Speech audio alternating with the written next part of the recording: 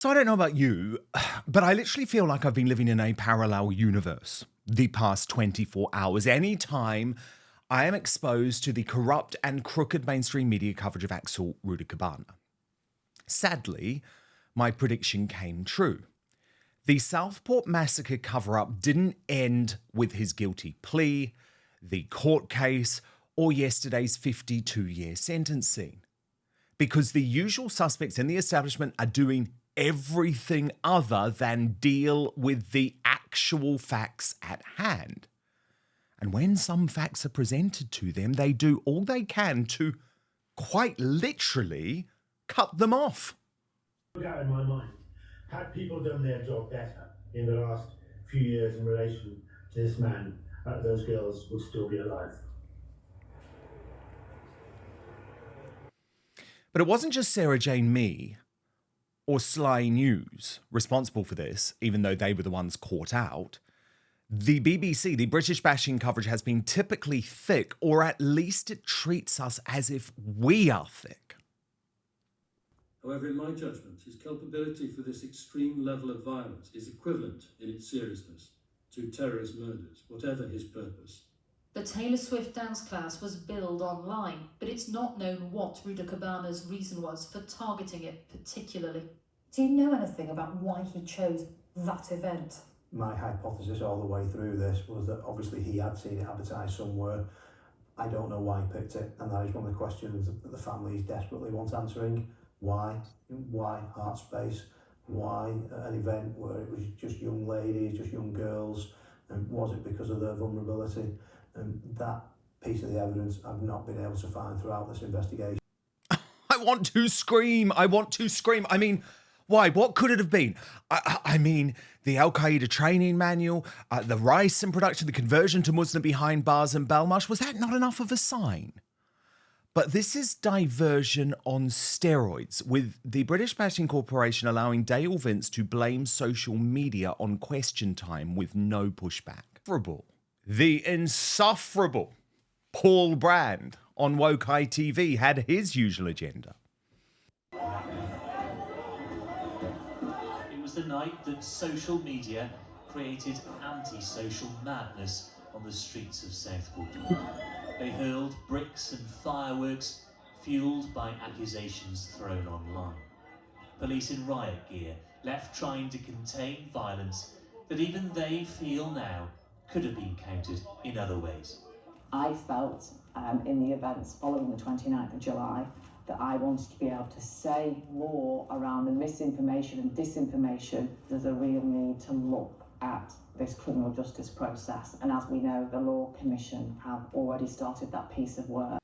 I mean, it's just utterly ludicrous. It is utterly ludicrous to think that it was misinformation and disinformation that impacted the anger.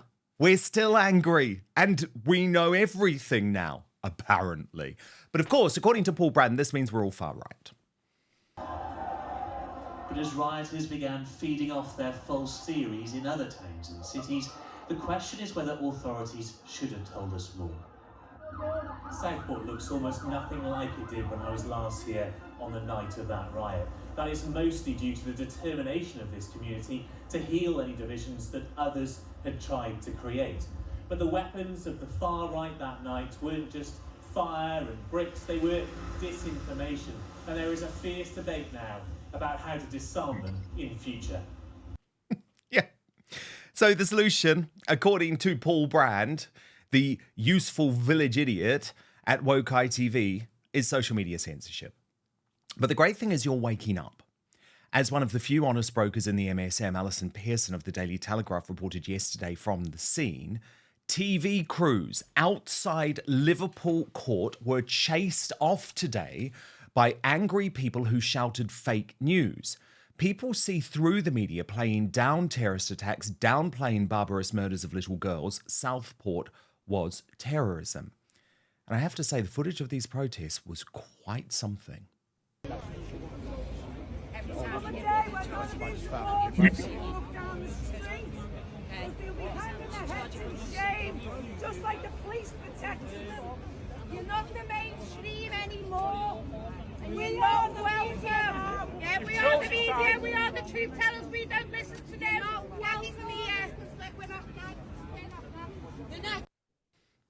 Sly News was especially targeted, and for lots of reasons, actually. But do you remember yesterday, and I showed you this, but we'll have a quick look again, they actually thought it was the right time to bring someone on from the Muslim Council outside court to declare that diversity is our strength.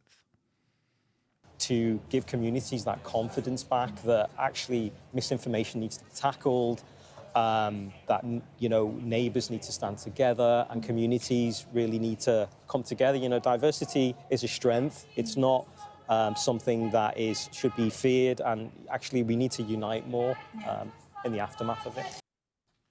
But you guys know what's going on. And Sly News were called out. Pack up, get out of here, you're not welcome. Is that well put? There's only one that you can listen to on a TV news. Yeah, cover it up. You should be a fucking shame of yourself. You mustn't have children, and you don't fucking deserve children. And one day it could be your kids that were all fucking trying to defend. You've got to fucking go, just get out. You're not welcome.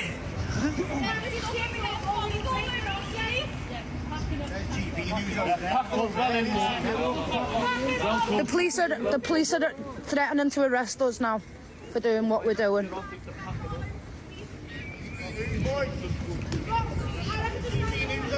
They're the best TV. She's going out, how can we just take the equipment? I'll take it.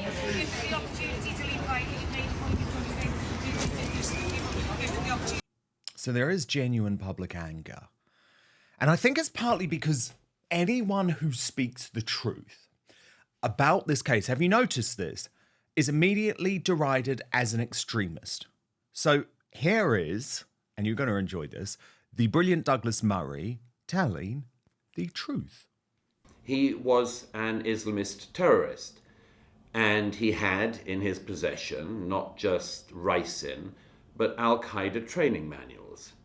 Now, last summer, when this atrocity happened, the general public were told by the Home Secretary and the Prime Minister, among others, that we had no right to speculate on the causes of the atrocity. The Home Secretary, Yvette Cooper, was one of those who urged people not to speculate on the motives of the killer, or the alleged killer, as we had to say at the time, because it might prejudice any future trial. The public knew, we all knew, that there was something untrue about this. And we knew it, among other things, because this standard has not been applied before. So in response, Joe Cox's husband, Brendan, who should know better, wrote of Douglas Murray, "This is a textbook example of disinformation. He knows there is no evidence of an Islamist motive, but he would like there to be, so he pretends extreme content downloaded equals motive. It's a lie, and it's weaponizing the death of 3 girls for political ends. Shame." No, no, no. That is what you are doing, and you know it. After all, the MSM admitted censoring their coverage of the case yesterday to shield the public from the worst details, and I wonder why. Who does that serve? As Joey Barson posted on X, rumours that media are about to censor the details about the monster being sentenced in Liverpool today. He killed 3 innocent children, attempted to kill 10 others, 8 of them young children. People have said he tried to cut the head off one kid. The public have to be told what happened that day so they understand the true danger that lurks within. This move to pick and choose what the people know has already backfired. The anger isn't going to go away because you censor information from us. Shining a light on this will be the greatest disinfectant. Hiding information only allows a void of uncertainty. In 2025, you can't suppress the truth. This animal should be executed for what he did to those children. He should have done unto him what he put those innocent kids through. He should have received no mercy at all. A brutal and painful exit should await this evil creature. Let's see if he smirks then. And I agree. I agree with Joey Barton on that. And as usual, I do want to highlight some of the brave folk who are prepared to tell the truth, like Douglas and myself. From Stephen Barrett: I will not break confidence, but Starmer was heckled by someone connected to the victims. He ran away. Anyone normal would have hugged them, those little girls. From Nigel Farage, and while I do disagree with his first line here, he has been good on everything else. So he said the cover-up is over. The truth is that all of our authorities have failed. I have no confidence that any lessons will be learned until we have leadership that is strong and unafraid. And Nigel and Reform UK also calling for the Director of Public Prosecutions at the CPS to resign over the cover-up. From Alex Phillips: little white girls were targeted by Rudakubana like they were at the Ariana Grande concert, like they are by Muslim rape gangs. If there had been a racist killing since Stephen Lawrence, we'd have heard of nothing else. Inquiries, foundations, vigils, campaigns. So the idea we are a dangerously racist nation is patently untrue. But when little white girls are routinely slaughtered, raped, tortured, and abused, the focus is deliberately shifted onto protecting ethnic minorities instead. What sort of a society does that? And for all of those saying the death penalty isn't appropriate for a piece of vermin like Rudakubana, I point you to one Mrs. Margaret Thatcher. But first, the reason you're watching this show is because you know that these days, and we've been discussing it lots at the moment, it's impossible to trust the mainstream media or the so-called fact-checkers who claim to patrol social media. And that's for a very good reason, given the Brexit debate, COVID debacle, and demonisation of Donald Trump. But I've got the solution for you. Today's sponsor, Ground News, created by a former NASA engineer to provide you with the only safe way to consume the headlines, is going to solve so many of these issues. Go to ground.news/outspoken to check it out for yourself, by the way. But I want to show you this incredible website and app in action. So let's take the recent story. We've discussed lots of Outspoken of Elon Musk's fallout with Nigel Farage over Tommy Robinson, which the left-wing legacy media tried to whip up to destroy all three men, actually. And by looking at Ground News, you can see very clearly that it's collated the 230 sources on this story in one place. But what Ground News instantly shows is how the story is being covered by the media and broken down by whether those media organisations lean to the left or right, illustrated by its biased distribution service, which features on all stories. Then you can scroll down and actually see every article about the topic broken down by the political position or ownership of the publication. So in this case, it shows quite clearly that Fox News gave a fair analysis compared to Mediaite and The Independent, which did not, lambasting the men as morons with big egos without actually looking into why this split happened and how it can be resolved. What's more, Ground News gets to know you personally, providing you with the news stories you're interested in, while also analysing your own biases and coming up with potential blind spots you might not be hearing about because of your media consumption. And look, I know you love the news, that's why you're watching Outspoken, but you don't trust the legacy media. But what Ground News does is give you the tools to understand the truth about what is going on in the world. It is the only way I read the news now, allowing you to see through media bias and manipulative narratives with no more relying on the MSM to define what's really going on for you. So go to ground.news/outspoken to check it out. You can subscribe through my link today for 40% off the Vantage plan, which is what I use for unlimited access.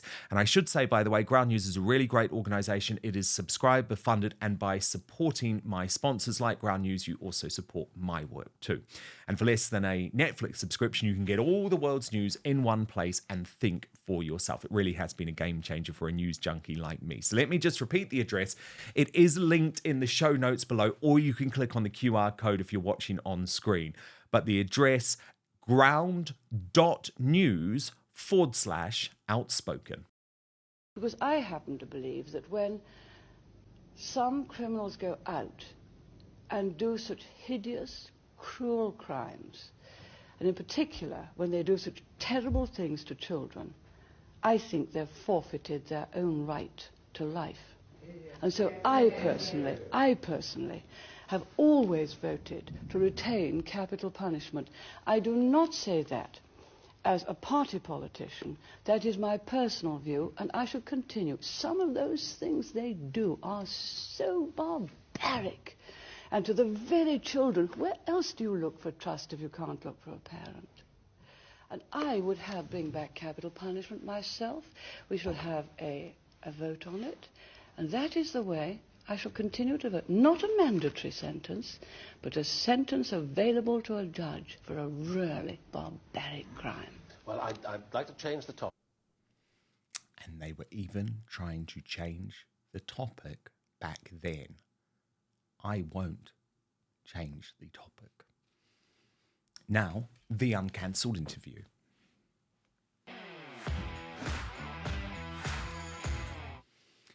And I'm delighted to welcome William Clouston. He is the leader of the SDP, the Social Democratic Party, who has written on this, not considered to be terrorism. We can't know the content of another person's mind, but possessing an Al-Qaeda training manual, making deadly poison, and calling for white genocide should tell us something. Did anti-white decolonization narratives and critical race theory play a part? Possibly. So William Clouston, really brilliant to have you for the first time here on Outspoken. And I am delighted that there is a leader of a political party in this country who is prepared to tackle those issues that, as you will know, and as I outlined in my digest, the mainstream media just want to pretend are not even there. Do they think we're stupid or something? It has it's an appalling state of affairs, Dan. I think it has a strongly Soviet sort of whiff about it. Yes. When an outrage like this happens, it's off the scale what happened in Southport, and when something like that happens, it's natural that the public want to find out, and the authorities, all of them, from the politicians, the MSM, the whole thing, conspired to tell the public as little as possible about it. Naturally, social media filled that vacuum, and you even had people like the Deputy Prime Minister who basically said, in reaction to that, let's get at the facts. Well, I think, Dan, you know, and I know, and most intelligent citizens know, that the Prime Minister would have had the facts on the day, or certainly the day after. There could be no doubt about that at all. And I think the public know what the politicians are doing to us. They know what the government did. I think the government don't care, actually. I think it's the reaction, it's the standard reaction when something like this happens. Throughout Europe, it's not just here. It happens in France, happens in Germany, Holland, other places, Sweden, less so in Sweden now. But the standard reaction is to tell the public as little as possible and hope it goes away. And divert. So I feel like people are prepared, and I'm talking about the mainstream media, I'm talking about the mainstream politicians, people are prepared to sort of blame everything other than an Islam extremist or an anti-white racism motive. So what we've seen, William, is we've seen Amazon blamed, we've seen Elon Musk blamed, we've seen social media blamed. I mean, it's like totally avoiding the elephant in the room. No, it insults the intelligence. I mean, how much information do you need? And actually, let's just get back to what you said before. What happened was terrorizing. Yep. It was terrorism. I don't think that could be denied. What they're saying, what the authorities are saying, and what the judge summed up the situation to be, is that because they can't attribute a motive, a direct motive, they can't call it terrorism. Well, it is terrorism. What happened was terrorizing. It was absolutely disgusting. I think the problem that they've got is that in principle, actually, a philosopher of mind would tell you, you can't possibly know what's in the mind of this beast. You can't know that. But what you can know is you can open up your eyes and see that he was making deadly poison. He had the training manual, and he was an Islamist. So exactly. He was an Islamist. I mean, he was attempting to behead these young girls, which again is a piece of detail the mainstream media have tried to cover up. But William, honestly, I'm just so glad that you have just said that. And Douglas Murray did the same thing. We've got to just say it. He was clearly an Islamist. I mean, he has, according to my reporting, converted behind bars. He is now, or at least when he was in Belmarsh, he was a practicing Muslim. And so when I see the BBC, when I see the police saying, oh, we just have no idea of his motive, I'm just very delighted you've just called a spade, because that is what we need. Yeah, the problem is, I mean, and it was in my tweet, you can't know the full, I mean, things can have cause and co-cause. I don't know this is the case, but I suspect it may have been motivated by anti-white racism, for instance, I think, which plays a part. If you look at some of the reporting on some of the books he had in his room, they were discursive of anti-colonialism and probably had an anti-Western whiff in them as well. So I think that may well have played a part. And I think one or two of the more intelligent people on social media have broadened it and just asked the question. I don't know, but I'm asking the question, does critical race theory play a part? I would argue that certainly critical race theory plays a part in the authorities' reaction to this. Oh, big time. So if you look at the difficulty, Dan, they've had over the grooming gangs scandal, virtually every single progressive liberal politician or commentator in relation to that scandal has squirmed and had difficulty dealing with it. Do you know why? The basic reason is that the liberal left system of diversity depends on this crude and rather stupid, ignorant, splitting people up into oppressors and victims, oppressors being white people and particularly white males like me, and victims being any other minority group. It's absolutely inane. But they can't report the grooming gangs outrage properly because suddenly you have a white victim and you have a perpetrator which doesn't fit the narrative of the system they're promoting. So that's difficult for them, and you can see them and all of the deflections, you can go, I mean, I'll say right now, anyone at all who is commenting on grooming gangs, for instance, who starts to deflect and starts talking about broader crime or broader sexual abuse is obfuscating. This is an interracial crime and it's racially targeted. And that's what makes it different. And if you can't accept that, you're not being truthful, I'm afraid. Exactly. Let's talk about misogyny, for example, which is one of the diversionary tactics when it comes to the Pakistani Muslim rape gangs. But on Rudakubana, I think the other thing that is just not being looked at all is the Taylor Swift connection to all of this. I mean, remember, just weeks before the attack, William, there was a foiled Islamist plot in Vienna to blow up her stadium gig. She came very close to cancelling the London concerts altogether at Wembley because there were such serious security concerns. The idea that he just randomly chose a Taylor Swift dance class filled with young white girls is for the birds. Of course it was motivated by that too.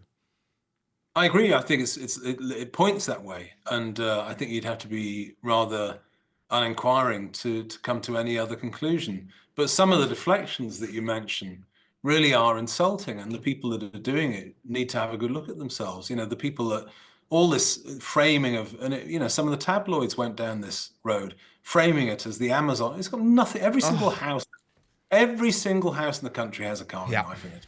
I'm sorry, you just don't insult us with this stuff. I know, and trying to go for the Amazon driver who potentially didn't get the correct signature. I mean, it is the ultimate diversionary tactic. Or on Question Time. Again, you showed the clip of Question Time, and immediately people start saying it's the channel of social media that's the cause. Not at all. I mean, if you take that attitude, you may as well blame this outrage on the taxi that took him there or the internal combustion engine. It's inane nonsense. As I say, I think it does have a Soviet whiff to it because I think the public know they're being gaslit. They know it. We can see it. And the people that are doing it, I think, know that we know they're doing it. That's the trouble. Thank you so much for watching Dan Wootton Outspoken. Please click on my face just to the bottom left to subscribe to this brand new independent news source and turn on the notification bell so you'll be alerted to our brand new live shows, uncancelled interviews, and special royal episodes. Outspoken is also now available as a podcast, so you can listen to the show every weekday on the go, wherever you are.